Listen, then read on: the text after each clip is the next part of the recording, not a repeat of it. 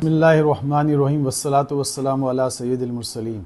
मेरा नाम है डॉक्टर सादिक मेमन। मेरा ताल्लुक़ Asian institute of medical sciences से है।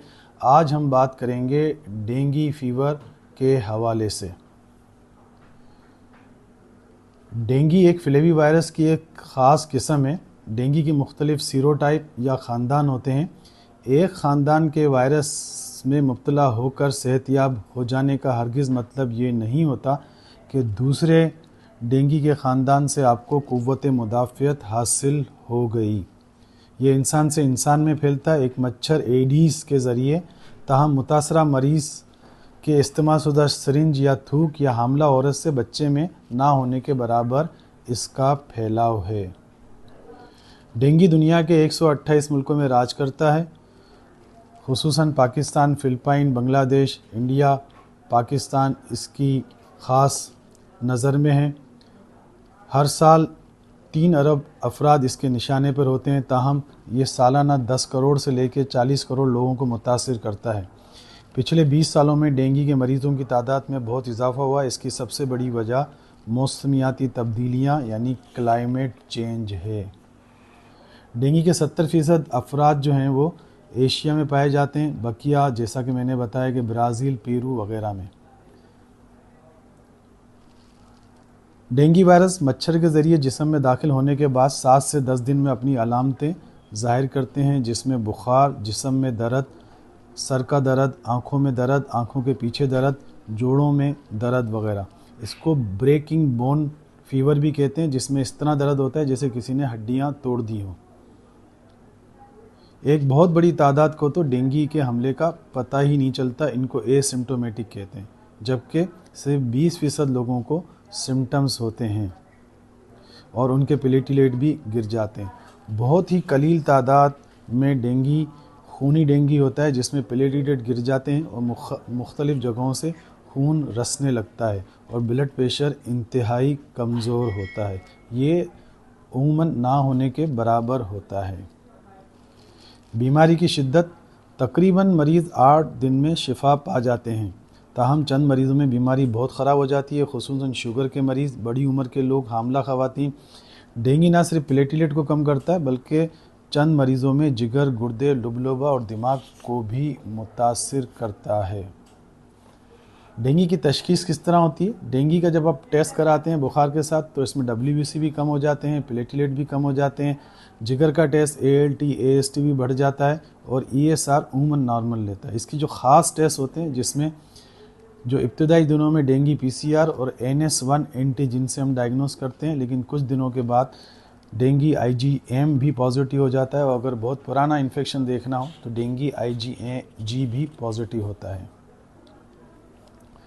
डेंगू से मिलती जुलती बीमारियां क्या हैं जिसमें हमारे पास मरीज़ आते हैं? तो मलेरिया, चिकनगुनिया, टाइफाइड और वायरल फ्लू, ये ऐसी बीमारियां हैं जिसमें भी प्लेटलेट कम हो जाते हैं और मरीज़ जो है वो बिल्कुल इस तरह प्रेजेंट होता है जिस तरह उसको डेंगू हो गया हो। डेंगू की पेचीदगियाँ, डेंगू जो है वो उमूमन जो पेचीदगियाँ करता है उसकी वजह से ज़्यादा मौत वाक़ई होती है, जैसे नमूनिया कर देना, खून की शदीद किल्लत, जिगर ख़राब कर देना यानी हेपेटाइटिस, आँखों के में सोजिश, गर्दन तोड़ बुखार, बाजुओं और टांगों का काम छोड़ देना, दिमाग की शरियानों का फटना और मुख्तलिफ जगहों से खून का बहना शामिल है।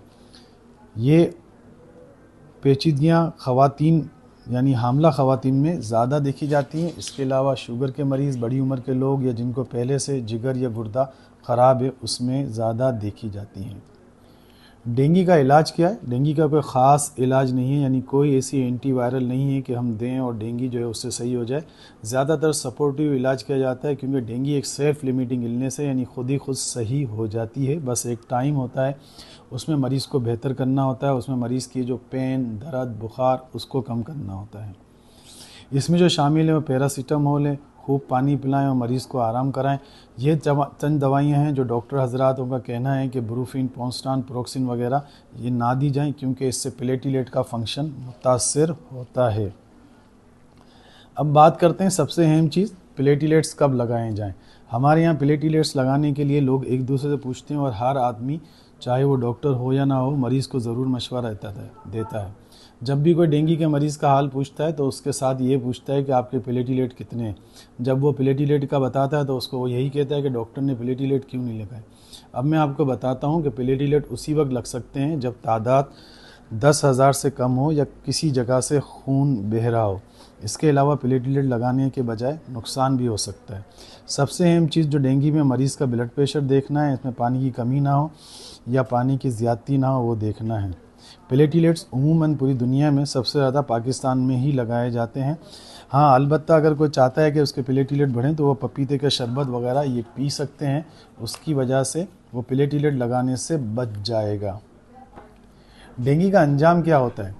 इंतहाई बीमार लोगों में सिर्फ 2.5% लोगों की मौत वाक़ई होती है। ये 25% नहीं है, ये 2.5 है।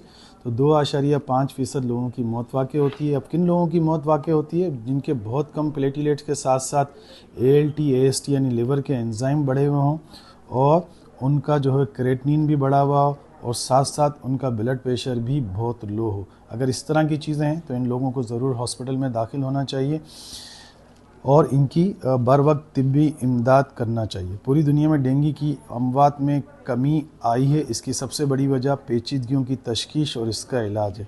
फिर भी बदकिस्मती से मैं यही कहूँगा कि ज़्यादातर अमवात एशिया और पाकिस्तान, इंडिया, बांग्लादेश वगैरह में ही होती है। डेंगू का बचाव, सबसे अहम बात जो है वो डेंगू से बचना है, लेकिन सबसे ज़्यादा इसी चीज़ को नज़रअंदाज किया जाता है। मच्छरों की अफजाइश को रोकना और इसके काटने से बचना सबसे अहम चीज़ है। मच्छरों का देर पर असर करने वाला स्प्रे करना चाहिए। लोगों को चाहिए कि वो हुकूमत के बजाय इलाके के लोग मिलकर ही स्प्रे कर सकते हैं। घर के बाहर तो आप मिलकर स्प्रे कर सकते हैं, लेकिन घर में आपकी ज़िम्मेदारी है कि बहुत ही अच्छा स्प्रे लें, कोयल जलाएं और मच्छरों से अपने और अपने बच्चों को ज़रूर महफूज करें। इस पर ज़रूर इन्वेस्टमेंट करें, ये सबसे अच्छी इन्वेस्टमेंट है। अगर डेंगू का एक मरीज़ अस्पताल में दाखिल होता है तो 40-50 हज़ार रुपये उसके खर्च हो जाते हैं। स्प्रे करने का ख़ास वक्त शाम या अलग सुबह होता है। घरों और इलाकों में साफ़ पानी को खड़े होने से बचाइए और पानी की सफाई ज़रूर कीजिए। क्या डेंगू की कोई वैक्सीन भी अवेलेबल है? जी हाँ, डेंगू की वैक्सीन पे काफ़ी काम हुआ है, लेकिन पता ये चला है कि सिर्फ 50% लोगों में कारामद है और उन्हीं मरीज़ों में ये वैक्सीन काम करती है जिनको एक दफ़ा डेंगू किसी एक टाइप से हो चुका हो। तो अब हम दूसरी टाइप से रोकने के लिए वैक्सीन लगाते हैं और वैक्सीन के साइड इफ़ेक्ट बहुत हैं, लेकिन अभी भी वैक्सीन पे जो है वो काम हो रहा है। आखिर में ये बात कहता चलूँ कि डेंगू एक काबिल रोकथाम मर्ज़ है।